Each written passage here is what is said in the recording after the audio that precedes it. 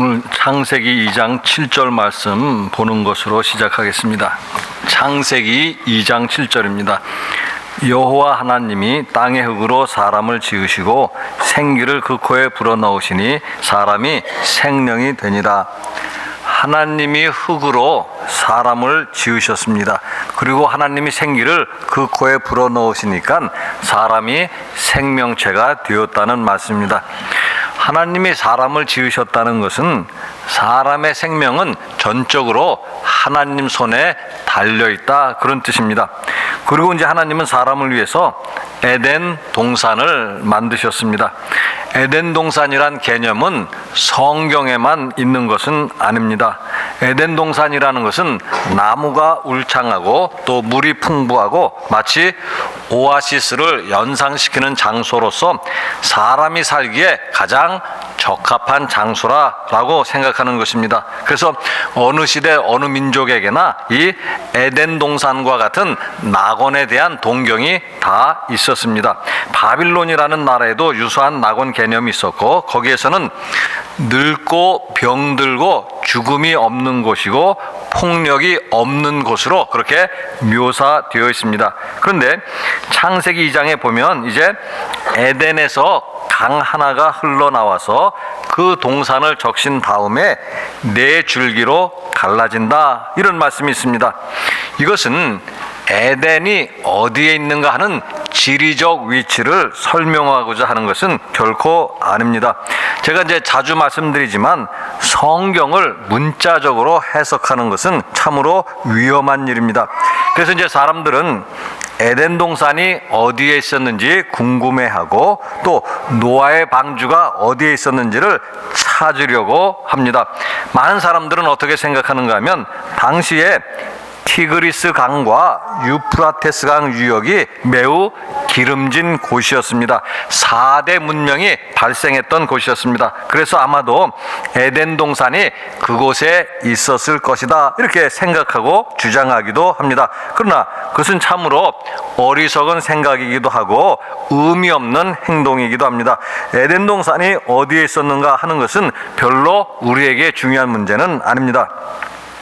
성경을 해석할 때는 항상 상징적인 의미들을 잘 이해를 해야 합니다. 예를 들면 성경에서 넷이라는 숫자는 동서남북을 표현하는 것이고, 결국 넷이라는 것은 전 세계를 의미하는 것입니다. 에덴 동산에서 흘러나온 강이 네 줄기로 갈라진다는 것은 결국 에덴 동산에서 시작된 강이 전 세계로 흐른다, 그런 뜻입니다. 그리고 강이라는 것은 모든 생명체를 풍요롭게 만들어주는 것인데 그 강이 바로 하나님이 지으신 에덴 동산에서부터 시작된다, 그런 뜻입니다.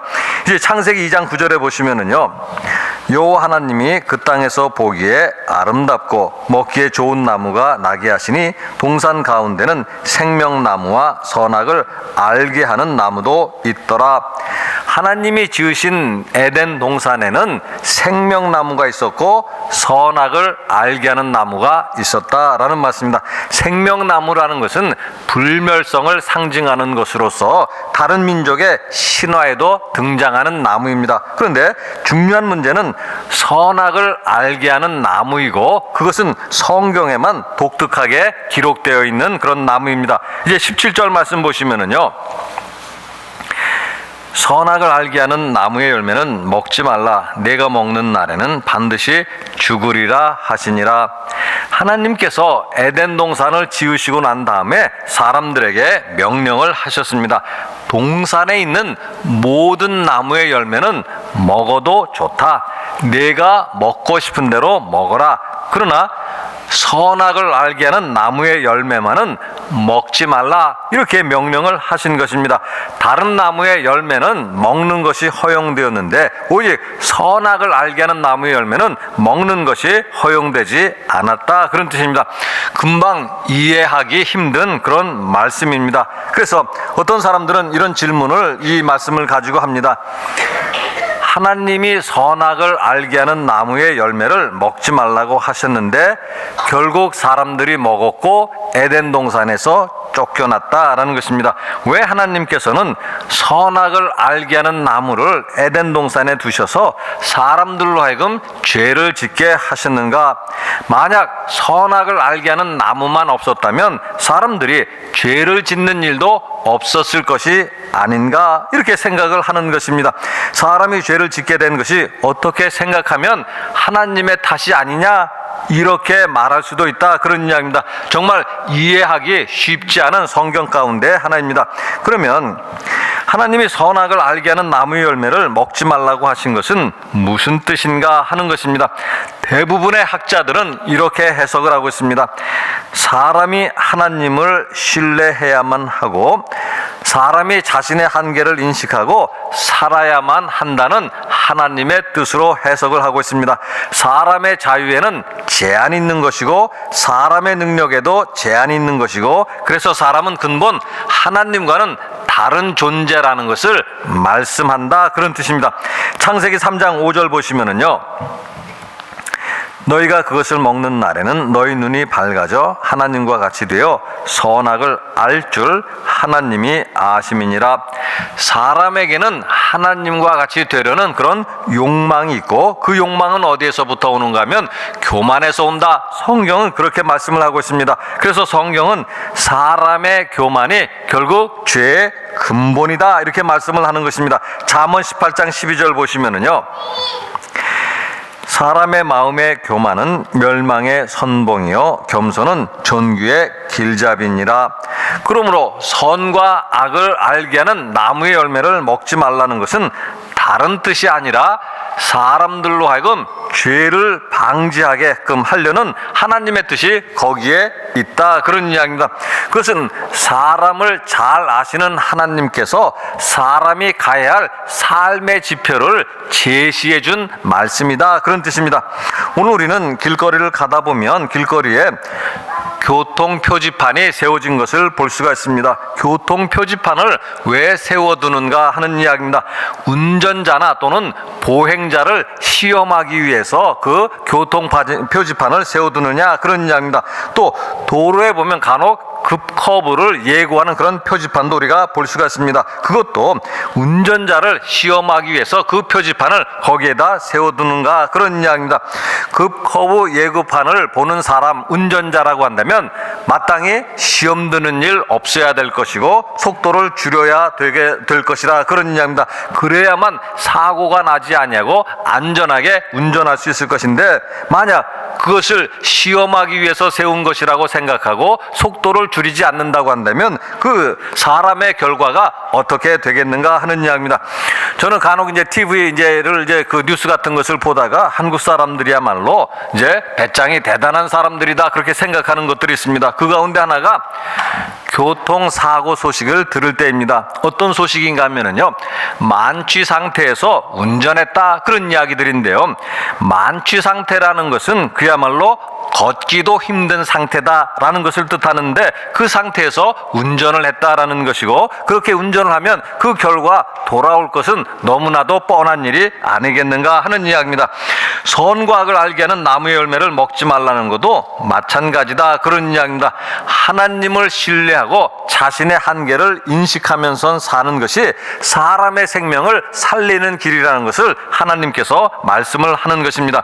그럼에도 불구하고 오늘날에도 보면 하나님을 신뢰하지 아니하고 사람의 한계도 인식하지 못하면서 사는 사람들이 많이 있습니다. 마치 꼭대기가 하늘에 닿는 바벨탑을 쌓겠다 하는 그런 사람들을 많이 볼 수 있다, 그런 이야기입니다. 오늘날 한국 교회의 문제도 여기에 있고, 또 이건 물론 제 판단입니다. 제가 판단할 때 목사가 된 것도 과분한 그런 사람들이 있습니다. 기본 인격도 못 갖춘 분들이 목사가 된 경우도 있습니다. 그럼에도 교회가 성장하니까 바벨탑을 쌓아가는 그런 목사님들이 있습니다. 교만함이 하늘을 찌르는 목사님들입니다. 마치 자신이 하나님이 된 것처럼 행세하는 분들을 보게 됩니다. 자신의 말이 마치 하나님의 말씀이고 자신의 생각이 마치 하나님의 생각인 것처럼 그렇게 행세를 합니다. 그래서 아무 말에나 아멘을 강요하고 함부로 사람을 판단하고 정죄하는 모습을 보게 된다, 그런 이야기입니다. 하나님은 오늘 우리에게 결단을 요구하시는 것입니다. 하나님을 믿고 자신의 한계를 인정하면서 진정 생명의 길로 갈 것인가, 아니면 하나님을 불신하고 자신의 한계를 인정하지 않으면서 죽음의 길로 갈 것인가 하는 이야기입니다. 하나님은 분명히 우리에게 생명에 이르는 길을 제시하고 있는 것입니다. 그러나 궁극적인 선택은 바로 우리에게 달려있는 것입니다. 우리의 자유에 달려있는 것이고, 그 자유는 반드시 책임을 동반한다는 사실을 우리가 생각해야만 합니다. 하나님은 그래서 오늘 우리에게도 복과 저주를 이스라엘 백성들에게 제시한 것처럼 마찬가지로 제시합니다. 우리가 선택한 결과에 대해서 우리는 그 책임을 감당해야 될 것이다, 그런 이야기입니다. 내가 복을 받지 못하고 있다고 한다면 우리는 세상 사람들처럼 그것이 조상의 탓이고 남의 탓이라고 생각하겠는가 하는 이야기입니다. 먼저 내가 하나님의 말씀과 하나님의 명령에 순종하고 있는가를 먼저 생각해 보아야 합니다. 또 선과 악을 알게 하는 나무의 열매를 먹지 말라는 말씀은 결국 무엇이 선이고 무엇이 악인가를 사람이 함부로 판단해서는 안 된다 하는 메시지를 우리에게 전해주는 것입니다. 물론 우리는 이런 의문을 가질 수가 있습니다. 선과 악을 안다는 것이 왜 나쁜 일이겠는가? 선을 알아서 선을 행하고 악을 알아서 악을 멀리 한다고 한다면 그것은 좋은 일이 아니겠는가? 그렇게 생각할 수 있습니다. 물론 좋은 일입니다. 그럼에도 오늘 우리는 아침에도 신앙적인 고백을 했습니다. 그 고백 가운데 하나가 뭔가 하면 원하는 선은 행치 아니하고 원하지 않는 악을 행하였나이다, 이렇게 말씀을 하고 있습니다. 우리의 문제가 무엇인가 하면 선과 악을 모르는 것보다는 알면서도 행하지 않는다라는 사실에 있는 것이고, 한 걸음 더 나아가면은요, 우리가 선과 악을 안다고 하지만은 실제로는 제대로 알지 못한다라는 사실에 있습니다. 어설프게 알면서 그것이 선이다 악이다 규정하고 그 기준을 가지고 남을 판단하고 남을 판단할 뿐만 아니라 그것을 가지고 이제 편가르기를 하는 것에 우리 인간의 문제가 있다, 그런 이야기입니다. 그래서 자기와 생각이 같은 사람들은 선한 사람이고 자기와 생각이 다른 사람들은 악한 사람이라고 그렇게 판단하는 것입니다. 그런 일은 국가 간에도 발생하고 있습니다. 강대한 국가들이 하는 일이 무엇인가 하면 약소한 국가들에게 자신들의 이념을 강요하고 줄 세우기를 하는 것입니다. 그것은 바로 교단 안에서도 자신의 생각을 강요하고 줄 세우기를 합니다. 그래서 자신의 생각과 다르면 불이익을 받도록 그렇게 요구한다, 그런 이야기입니다. 또 심지어는 우리는 가정 안에서도 줄 세우기 하는 것에 익숙해 있습니다. 우리가 흔히 하는 말들이 너는 아버지를 좋아하느냐 뭐 엄마를 좋아하느냐 이래가지고 줄 세우기를 하는데, 성경은 그것이 바로 위험한 일이다, 그런 이야기입니다. 마태복음 7장 1절에 보시면은요, 비판을 받지 아니하려거든 비판하지 말라. 이 말씀이 무슨 뜻인가? 무조건 비판하지 말라는 뜻인가? 정당한 비판마저도 금지하는 말씀인가? 그래서 그리스도인들은 무조건 입을 다물고 살라는 뜻인가 하는 그런 이야기입니다. 그것이 아니라 잘못된 선입견을 가지고 잘못 판단할 수 있다는 그런 위험성을 경고하는 그런 말씀입니다. 그래서 마태복음 7장 1절에 이어지는 7장 3절에 보시면은요, 어찌하여 형제의 눈 속에 있는 티는 보고 내 눈 속에 있는 들보는 깨닫지 못하느냐? 문제가 무엇인가 하면 자신의 눈에 들보가 있는데 그 들보를 보지 못하면서 다른 사람들 형제의 눈 속에 있는 티를 보려고 하는 것에 있다라는 이야기입니다.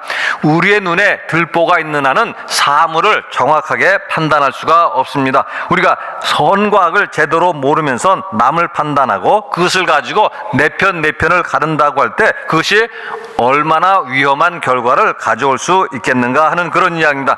그래서 이제 동양 철학에서 수행하는 한 가지 방법이 있습니다. 그것이 바로 뭔가 하면 모른다라고 하는 것입니다. 어떤 문제에 부닥치게 되면 내가 모른다라고 하는 것입니다. 우리 인간에게는 거짓 나가 있고 또 참된 나가 있다라는 것인데, 모른다라고 할 때 거짓 나가 죽고 참된 나가 살아난다, 그런 이야기입니다. 그래서 공자님도 제자들에게 이렇게 말을 했습니다.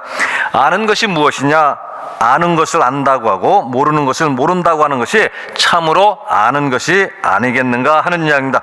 이제 오늘 복음서 말씀을 보시면은요, 복음서 말씀은 예수님이 광야에서 시험을 받으신 말씀입니다. 마태복음 4장 4절 보시면은요, 예수께서 대답하여 이르시되 기록되었으되 사람이 떡으로만 살 것이 아니요 하나님의 입으로부터 나오는 모든 말씀으로 살 것이라 하였느니라 하시니, 이 말씀은요 이렇게도 해석할 수가 있습니다. 이 말씀 무슨 뜻인가 하면 결국 사람이 무엇으로 사는지를 모른다라는 말씀입니다. 사람은 자신의 생명을 위해서 정말로 필요한 것이 무엇인지 모르고 살아가고 있다, 그런 이야기입니다. 마치 사람이 먹을 것만 있으면 충분하다 그렇게 생각하고 살아가고 있다, 그런 이야기입니다.